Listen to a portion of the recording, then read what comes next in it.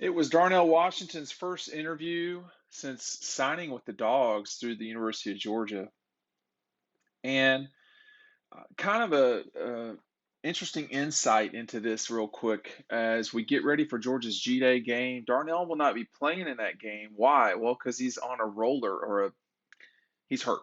He's got one of these things where you have to roll around because you're taking care of your body. And he had a lower body injury, as we talked about over on Dog Post. And, this is a pretty abnormal thing, and I'll get to that in a second. But first, I want to make sure everybody's aware I'll be at UGA Red Zone Friday before G Day from noon until close. And then I will be back at UGA Red Zone, which is on Clayton Street. And that will be in the morning before G Day. Make sure you're picking up DAWGSTRUCTION. If you want to see it for yourself, you can see it at Red Zone. But pick this up. Darnell is in here during the Kentucky game, leaping over a defender. That was really a very good shot that I got to tell you. Sometimes I do okay in the shooting realm. And that play from Darnell was just one example, okay, of what he can do. And while he was meeting with reporters, I want to focus on a couple of different things that he said. He said that he got hurt during spring while he was training, and that he's taking advantage of his rehab. That he didn't think it was, a big deal. Uh, he said that the tight end room is extremely competitive, which it is. Just Brock Bowers and Eric Gilbert alone with Darnell, one of those three guys would be an amazing tight end situation. Georgia has three of them. Um, and He says, my role is to block, and I block. I'm a role player. So, what does that mean? Here he is injured talking with the media. Now, why is that strange? Because it doesn't happen. This is Darnell's first interview uh, with the media since he's been at Georgia. He's a guy from Las Vegas. He's got a lot of family obligations. There's a lot on his plate, and this is his third year, which means after this season, he could go to the NFL. I mean, I expect him to some degree, but I don't know that.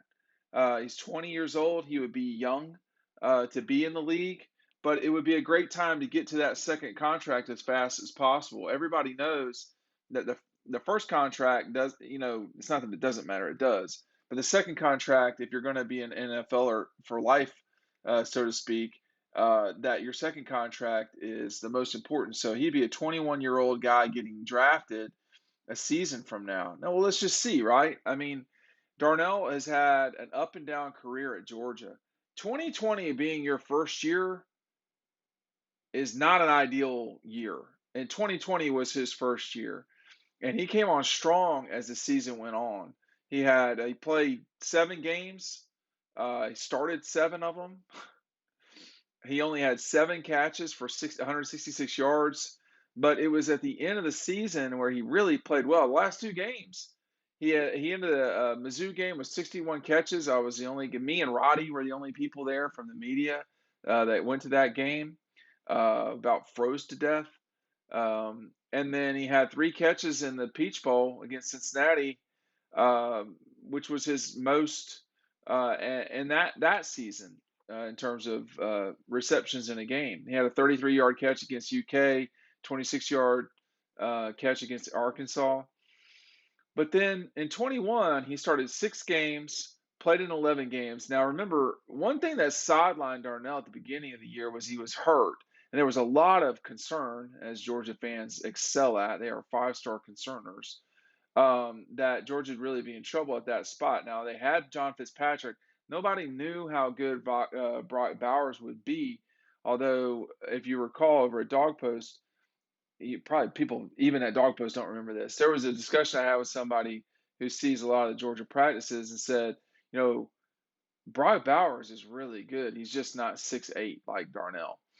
And it turns out that was true. This position is so loaded, it's crazy.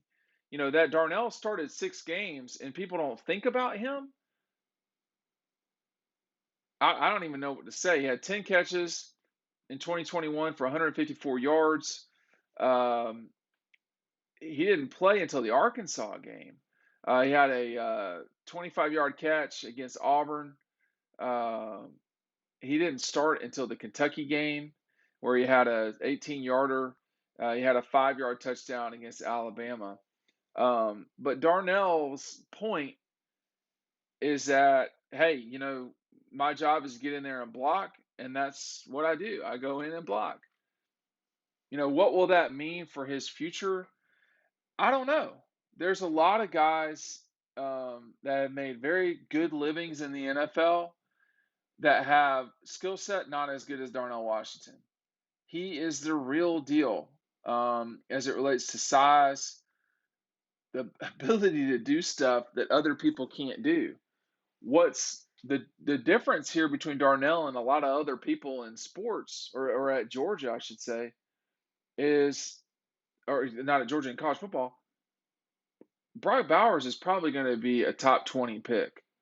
Um, and he plays the same position as Darnell.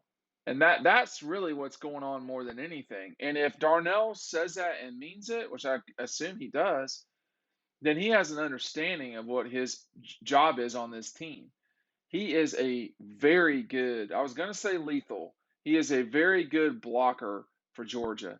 Keep in mind that a lot of the snaps at Georgia, probably the majority, had not fewer than two tight ends. And there were plenty of situations where Georgia had three tight ends on the field. That's hard to, two tight ends is not the easiest thing to match up against. It's a challenging position to be in if you're defending that. But the money is on the table right now for Darnell. And, I always go back when we start talking about really gifted tight ends to the conversation I had with Mark Richt heading into 2003's draft. It was sometime after a game, and Ben Watson had told me, I just want to catch the ball more. I want to be used more. And I said to Mark, and it was not on the record. I said to Mark, I mean, are you concerned that somebody like Ben Watson's NFL possibilities or draft stock is hurt because he's not getting receptions? And Mark I think we were walking, he just stopped. He said, no, he's going to have a long career in the NFL. Quay Walker is a great example of this. You see him shooting up draft boards right now. Is that the same thing that's going to happen to Darnell a year from now or 2 years from now? It could be. It could be for sure.